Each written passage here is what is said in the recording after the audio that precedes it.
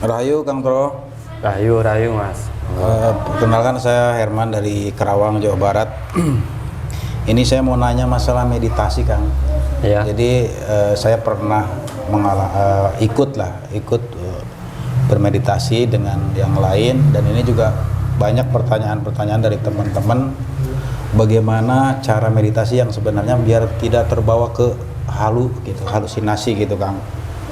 Jadi itu kan perlu waktu dan juga memang perlu kesabaran, Kang. Karena yang saya alami pernah meditasi ya seperti itu, Kang. Ujung-ujungnya ke halusinasi gitu. Mohon pencerahannya, Kang.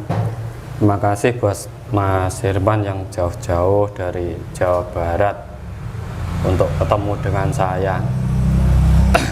Jadi gini ya Mas, sebelum sampean belajar yang namanya meditasi, sampean harus paham dulu meditasi itu sebenarnya bagaimana.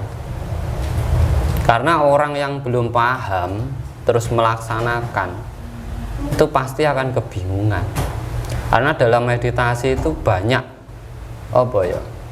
seperti pertempuran dengan diri sendiri, terutama rasa yang ada dalam diri kita sendiri.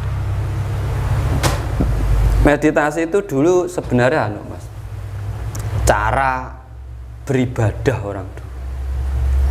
Semedi kalau orang dulu, manekung ataupun suwung. Cara beribadah untuk mengenal Tuhan atau mengetahui Tuhan, tidak sekedar sok kenal, jadi mengenal. Nah, dalam meditasi apa kita harus fokus kepada siapa? Kita cukup, orang meditasi itu sebenarnya sama dengan merenung. Merenung itu berarti menggunakan rasa atau menggunakan pikiran, kan menggunakan pikiran. Betul. Kalau rasa sampai permainkan dalam sebuah meditasi, sampai nanti akan masuknya ke alam bawah sadar dan halusinasi.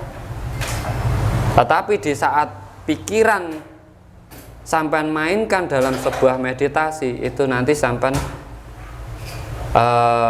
dampaknya adalah mendapatkan sebuah pemahaman. Dalam merenung sampan itu, jadi sampan ibaratnya merenung dalam masalah, sampan mendapatkan solusi. Kalau mengkaji diri, sampan akan paham dengan diri sampan sendiri. Makanya orang meditasi itu kok tidak terpengaruh dengan tekniknya sebenarnya Mas. Nah itu, Kang, betul. Kebanyakan sekarang kan tekniknya dulu harus buka cakra lah, harus buka kundalini lah. Itu saya belum paham itu. Teori kan itu. Iya betul. Enggak gitu. Meditasi itu bisa dengan cara bagaimanapun bisa. Mau duduk, mau baring, mau tidur, mau jalan, mau sambil apapun bisa. Ya itu tadi kuncinya, yang tergantung pikirannya. Ya. Kalau kita memakai rasa, akhirnya kan merasakan. Energi di saat kita gerak itu tidak kita rasakan Mas, tetapi di saat diam, di situ loh, sampai akan berjalannya sebuah energi, bahkan peredaran darah pun bisa sampai rasakan. Ya. Betul. Denyut-denyut jantung, denyut apa itu terasa semua sangat kencang. Karena apa? Sampai diem.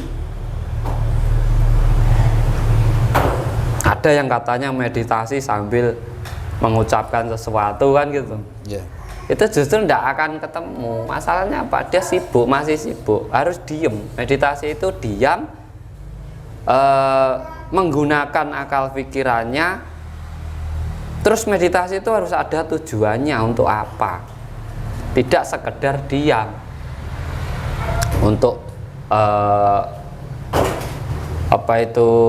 relaksasi kah, atau untuk karena rezeki susah lah, atau ada masalah. Kesehatan juga bisa ya, Kang? Bisa, semua bisa.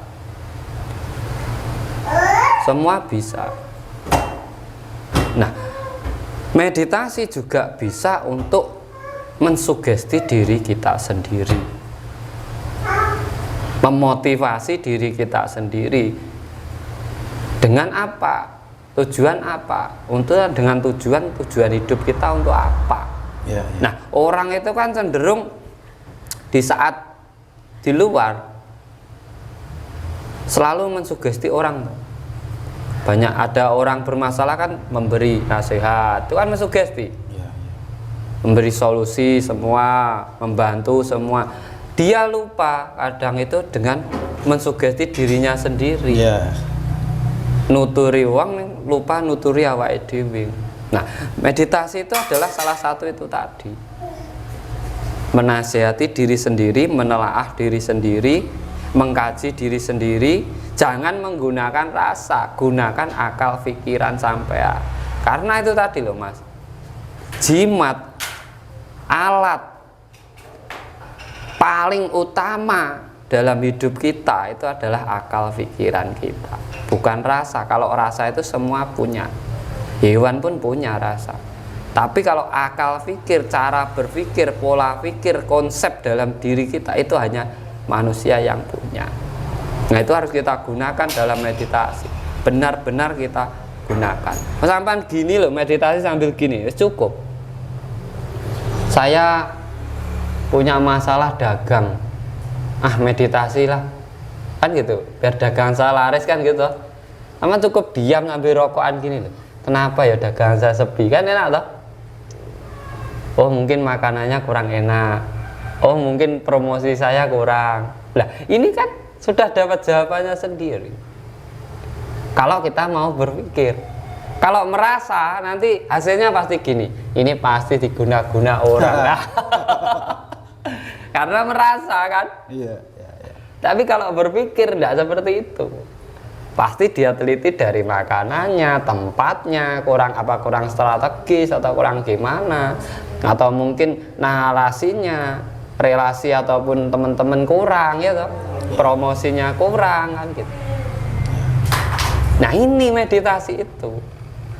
Kalau soal cakra, soal kundalini, itu teori, Mas. Orang hidup itu semua cakranya sudah aktif.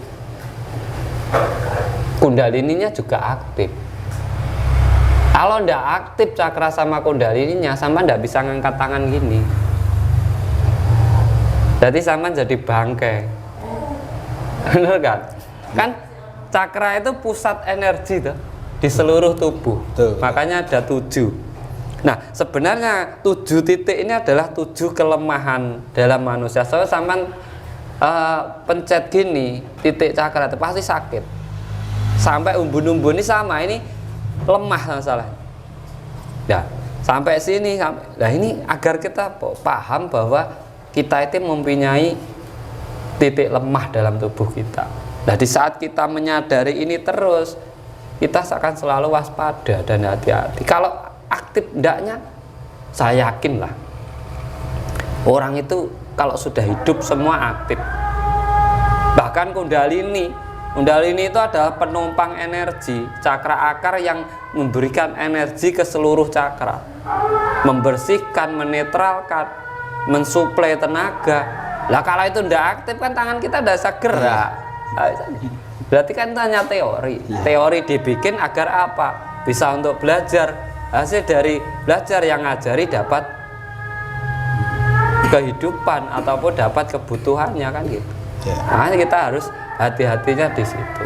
Lalu ini Kang, ada waktu tertentu nggak untuk melakukan meditasi biar keinginan dan hajat kita terkabulkan? Waktu yang paling enak untuk meditasi itu di saat semua orang tidak beraktivitas ataupun orang tidur. Di situ energi alam itu sangat besar dan netral, tidak dipakai oleh orang-orang. Berarti makanya dulu sering melek bengi, terutama jam 12 ke atas. Itu kalau untuk meditasi luar biasa. Karena apa? Ya alamnya stabil, Mas. Berarti bahasa sekarang tuh sepertiga malam ya Kang ya? Iya, sama itu sebenarnya. Makanya dalam ajaran apapun kan sepertiga malam itu tempat berdoa atau waktu berdoa yang paling munajat. Karena apa? Semua orang itu tadi tidur, alam pun hening, dan energi alam itu bisa terkendali gitu. Tapi kalau orang-orang sedang kerja, ini kan campur, Mas. Angin pun kadang campur asap, ini campur kegiatan orang-orang, kan ribet. Nah, makanya waktu yang paling cocok itu. Kalau pagi bener, waktu matahari terbit itu orang kan belum aktivitas juga. Iya, betul. Dan malam kalau orang sudah tidur gitu sebenarnya. Makanya orang-orang dulu itu sering tirakat waktu jam 12 ke atas. Itu ya untuk mendapatkan energi alam ataupun mendapatkan ketenangan dalam saat dia bertirakat tersebut. Itu sebenarnya seperti itu. Oh iya Kang, tadi kan waktu, sekarang tempat Kang. Untuk tepat meditasi yang bagus itu apa? Kita di dalam ruangan, apa di luar ruangan? Nah itu bagusnya seperti apa Kang?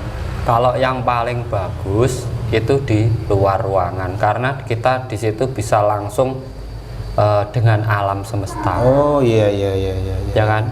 Kalau di atas bisa langsung ke angkasa ya toh, bawah itu sudah di sekitar kita sudah mencakup alam semua. Kalau di dalam ruangan kan kita terbatas, Mas. Betul, terhalang. Kita hanya di dalam tanah. Iya. Iya kan? Iya, kan genteng dari tanah, tembok tanah, ini tanah. Itu kan kita di dalam tanah kalau itu. Kalau di alam bebas kan kita sahabat dengan alam. Nah, itu kalau tumbuhan ya Kang ya. Iya. Mungkin seperti itu. Baik Kang, terima kasih pencerahannya. Terima kasih sekali. Oke, matur sembah nuwun. Rahayu Kang, rahayu.